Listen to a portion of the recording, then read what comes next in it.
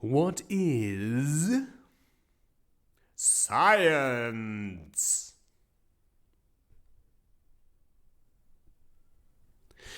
Well, first of all, let me enlighten you to a discovery I have made.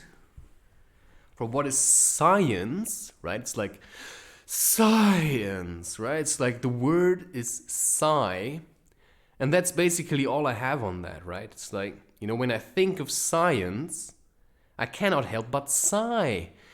And, right, it's like, we live in this age where everybody worships science.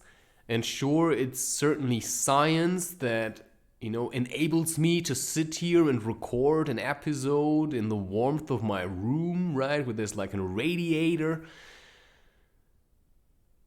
But the thing is, right, it's like science that really likes to clap itself on the shoulder for bringing us all these goodies and all these achievements. And certainly at the moment, I like this kind of comfort. But I also realize, I don't think I would really need that. I mean, I would be fine wearing a woolen coat and living in a clay hut, right? Because if I would live like that, I would live like that. I mean, there's no use living in a clay hut and wearing a woolen coat and then to dream of, living in some kind of weird house with streets and, that block out everything. Every natural movement of air is blocked out by these like weirdly insulated walls. And then you have this radiator that makes the air really dry and makes you more prone to sickness. And then you have cars driving around, which makes it really easy for people to drive a couple of 100 kilometers in a number of hours, while they also make the air toxic. So the way I see it, science is nothing but alchemy. And right, it was already said about alchemy that there's all kinds of toxic fumes that come into existence. And also people really like to praise the internet, right? It's like also something that science can take credit for. Well, then it must also take credit for all the people that are hiding in the internet and that are trying to scam you, right? It's also science that brought us the telephone, so that people can call you and pretend that they want, I don't know, to help you or something, but they just want to get to your bank account number. And so, science is probably also what brought us banks and money, probably in general, because they're partly responsible, of course, for the industry. And another way of seeing science actually is as magic. But there's different kinds of magic. There's the kind of magic that breeds life, right? Because life itself is magic. And there's the kind of magic that actually destroys and defies life.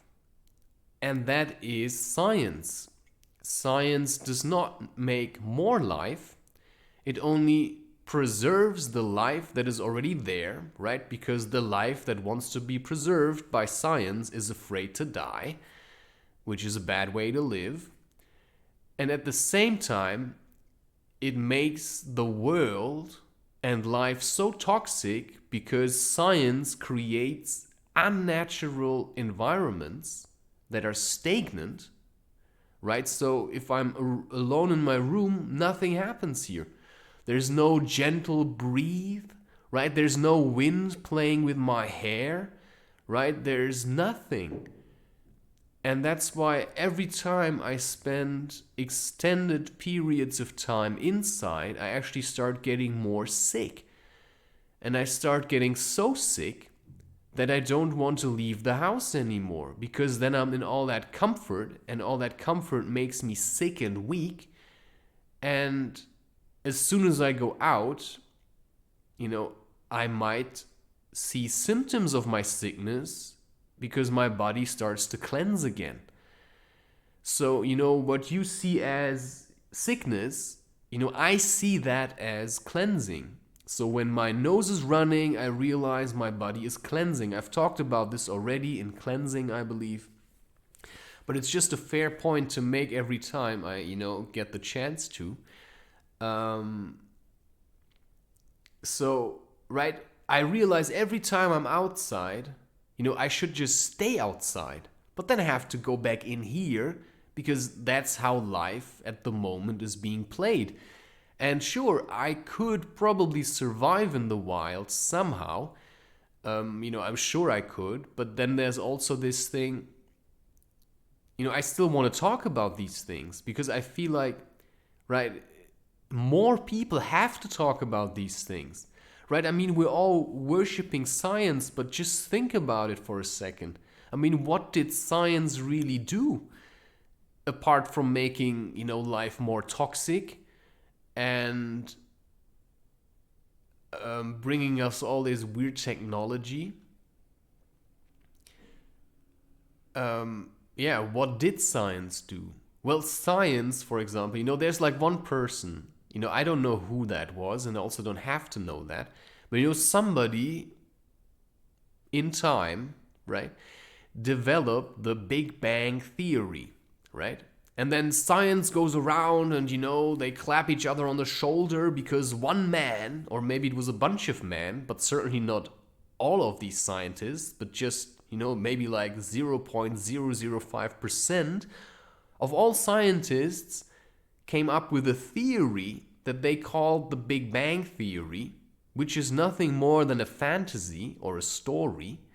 And then science comes and they clap each other on the shoulder because of another man's achievement. And they say, oh, we figured it out. Science is really great. Ha ha, yeah. And then they, stand around shaking hands. It's a bit like in that TV series Rick and Morty where Night Shame Aliens, where Jerry is trapped inside of that simulation that runs on, I think, 5% or something of computer capacity. Or processing, whatever, speed or something like that. And then he goes and he has that job interview and he promotes his slogan, hungry for apples. And then everybody stands up and he says, well, do you like it? And then, yes. And then suddenly like, yes. And everybody starts shaking hands and, as Jerry walks out, he realizes that, it was all a fake. It was all a fake. And, that is what science is to me. It's a bunch of idiots, shaking hands and clapping their shoulders for figuring out stuff that never existed. I mean, we can talk all day long about the Big Bang, right? Oh, before there was nothing and suddenly there was something. And then we call it the Big Bang Theory. And the whole lot of science gets so worked up about this. And they say, oh my God, we figured it out. And then everybody starts believing, they get like jacked up or something. Or like really, wild about thinking, oh, we as humanity, suddenly it's not America, it's not Germany. It's like, we have discovered the truth about existence, right? And it was the Big Bang. Yeah, and then like a couple of decades later, you read these articles and it says, well, the Big Bang was fake after all. Well, of course it was. I mean, it was a theory, right? It's like making up stories about the Grinch or something and then telling it to children, and then they believe that until they grow older, and then they realize, well, what the Grinch actually is, it's just some kind of personality. It's just people in general, right? The Grinch itself is just bullshit. So science is a way for people that don't know how to live, literally, to come up with an idea that sets them apart from everybody else. So if you look at Einstein, or Einstein, right? Or Einstein, which is generally translated as one stone. Maybe he was like one stoned motherfucker or something, right? And he then comes up with this really simplified version of what is going on. He says, well, everything is relative. And then he uses the language of mathematics or coding or whatever, and he says, E equals mc square. And then everybody's like, oh, wow, he's figured it out. But what does that mean, right? We can then, it's like taken for granted. I mean, you've been sent to school and you've been taught the relativity theory, which is a theory, right? Based on like whatever. And there's probably like a whole manuscript where he wrote down junk about his worldview that probably nobody understands. And probably he didn't even understand that. And if you look at interviews of, Einstein, then you will realize that he was just a figurehead. He was just somebody, that wanted glory and that tried to find something that set him apart from other people. And so he says E equals mc square means nothing. You know why it means nothing? Because now people walk around and they say, well, everything's relative. Yeah, but what does that mean? Explain in your own words, right? Based on your own experience. How would you explain that to me? Can you explain what Einstein, I don't know if he was genuine or not. But can you explain what he figured out? Can you do that? I'm not so sure. Because when I realized what it means that everything is relative, I also had a feeling that went alongside it. I don't go around repeating, oh, E equals mc square, No, I actually made experiences, and when I heard that, I realized, well, it's actually obvious, isn't it? I mean, I didn't need Einstein to tell me that, but it's just generally obvious that everything is relative. And anyone who has ever been bored or excited knows what relativity is. But then you also have a feeling with it. Every time you're bored, you realize time stretches out. And every time you're really excited, right, time pulls itself together. Which means time in general is relative. Which means you cannot measure time or represent time with a clock. Because time is a feeling. It's an emotion. Right? If you say that to someone, they say, well, that's nonsense. Why do we have seconds then? Well, because we are all control freaks, mate. I mean, we're all control freaks. That's why we like to control the temperature of our rooms to exactly 22 degrees Celsius. Right? Because if it would be colder than that, I would freeze. And that takes you all the possibility for ever being as great as you could be if you would live out in nature and face the elements every day. You could really live up to your true potential. But now your true potential lies at 22 degrees Celsius at a constant and sitting on a couch watching movies and eating chips. Yeah, or watching porn, right?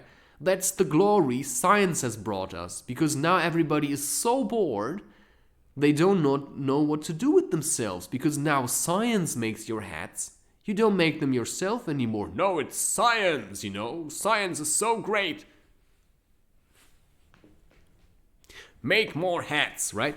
So I started making my own hats. And in some of my videos, I'm wearing them. Also, my profile picture on Instagram sports me wearing one of those hats, and I crocheted them with my bare hands, right? Like a real barbarian. But I did that because it was a fucking challenge. I mean, drop the fucking, it was a real challenge. That's the challenge I have to face today. Just imagine that it's a challenge to make a hat with crochet, but it actually is. I mean, try that once. Try it. Try making a hat. I dare you to make a hat from crochet, and you will realize that it's very, very, very strenuous. Like, also emotionally. Like, this stuff like really fucks with your mind, right? And watching porn is like the easiest thing in the world compared to making a hat from crochet. But it's a challenge. It's a real challenge, and it takes a lot of time. And believe me when I say that time really stretches out when you're making the hat. Like, it feels like it's gonna take forever, but if you keep going, you're suddenly done. And that tells you, time is relative, because in one moment it feels like this moment will never end, and suddenly it's over, and it feels like, it just passed in a jiffy. It's like gone, right? And so, that's how I feel sometimes about life in general. Right now, it feels like everything's really slowly. But it's the way cycling works, right? I mean, you cycle up a hill, like you really pedal, and the hill stretches out, and it's like, oh my god, it's still a kilometer to get to the top, and you're breathing so hard, it's like,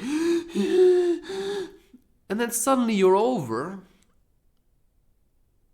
and the next moment, you're racing downhill. How is that possible? Well, that's how fast time can stretch. Right? It takes you ages to get up, and it takes you a second to go down. But if you enjoy the moment, then suddenly going down is a very worthwhile and fairly long experience that is also great fun. But for that, you have to put in the work. And these days, I don't have a hut made of clay, and I don't have an acre to till, at least not at the moment. And so what do? Well, I use what this kind of science has created, because that is the times we are living in. And it seems like the internet, it is here to stay, at least for a while, in its current form. I'm sure we will find new ways in the future, but that's the kind of scenario that I can see at the moment. Like, we will not simply stop with all of this, like never, look at science again and say, oh, we were wrong after all, we have to go back to the old ways and live amongst the trees and the animals and be really humble. No, because like at least 50% of humanity is a bunch of greedy assholes. And maybe make it like 75% of humanity is a bunch of greedy assholes. And you could probably top that up by another 10%, and then you'd have, 85% of humanity is a bunch of greedy assholes. But then you understand, okay, but if you look at humanity, in itself, it also produces humans, like myself. So it can't be that bad after all, because, right? After all, because all of these things happened, and we now do have science, I can sit here and raise awareness for stuff like, nature is about to die. I mean, it will never die, right? You cannot kill nature because nature is in everything, right? Even in science, right? So even if science is the child that has gone rogue and runs around, right, stamping around on anthills and digging up the earth to get to all these weird metals, because they don't realize that, everything that we need is already above ground. But that's just the time, right? That's what is required at the moment, is to learn to live with technology without hating it and use it to reach out to the people that don't know what you know, or that don't feel what you feel. Not yet. So if you start making content with that kind of science technology, you can actually do something good with it. So it's all relative, right? I can say I hate science, I would rather live in a clay hut. But the truth is, I don't. And if I sit around moping about wanting to live in a clay hut, I'm missing the point, because the challenge nowadays is to stand up to the oppression by large corporations and the industry and the state and stuff. And to say, I face all of that and I still speak truth. I remind the people that they are being exploited and that nature is being exploited and that we have to do something about that. And so I use science to defy science in a way. Because I cannot speak to people that are online if I'm not available online. I can stand in the streets and talk to 10 people that look at me and think I'm a fucking weirdo. Or I can speak on the internet and say, listen to me, I've got something to say. And if I'm persistent, people will eventually hear it. Or so, one believes or likes to believe. Or hopes, But as Andrew Jackson Jihad said it, hope is for presidents and dreams are for people who are sleeping. So to simply cling to hope, one day it will be better, right? Or to dream about, it would be so nice if it would be better one day. You can actually contribute to it being better one day by going out there and making choices, right? So just using no car or having no phone isn't gonna help really anyone. It might make you feel more happy, and maybe that's helping the people around you. But how is that contributing to society to figure out, which direction we want to take in the future? Now I feel awfully smart of having said that, but that's generally how I see things.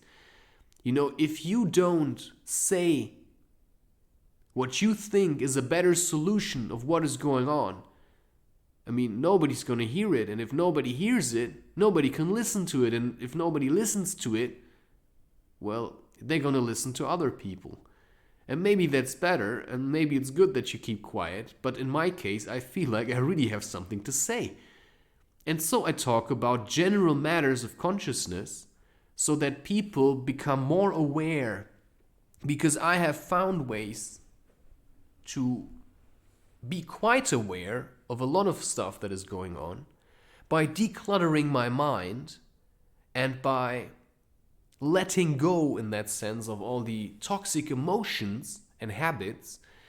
And so I can see much more clearly than a person that is infested by sugar-eating fungi, right? That's like overpopulating their body and spreading throughout, all the way till their brain. Or a person that's working, a dead-end job and having 4 kids or something, right? So I have the time to do what I do, and so I take the time and do it, and that is a struggle in itself.